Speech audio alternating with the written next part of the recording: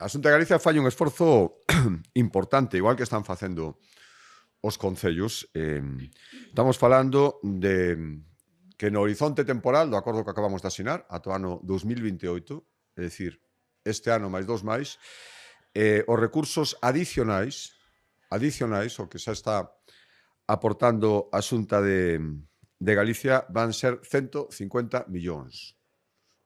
Sumados os que xa se van a aportar este ano, os do ano que ven e os do ano 2028, onde chegaremos a cifra máis grande da que pactamos, digo, un acordo a 3 anos. Supón pasar dos 12 euros por hora actuais de aportación ata os 18 euros por hora no 2028. Ten aínda máis entidade este esforzo se tomamos como referencia o acordo non tan lonsano, o acordo do ano 2021. Naquel momento, o orzamento no ano 2021, a aportación estaba en 9,7 euros por hora.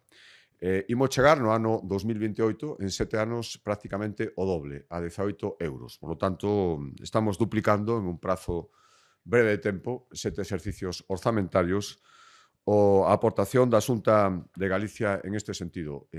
Ojalá que poida ser máis. Ojalá que as dúas partes, respecto á lei de dependencia, cumpramos as nosas aportacións. Simplemente con que as dúas partes, a Xunta de Galicia está facendo, outra parte que o Goberno Central o faga, se podería cubrir probablemente todo o coste do SAF, do Servicio de Asistencia no Fogar, para que os concellos non tiveran que aportar nada, como reclamaba o presidente da FEGAM.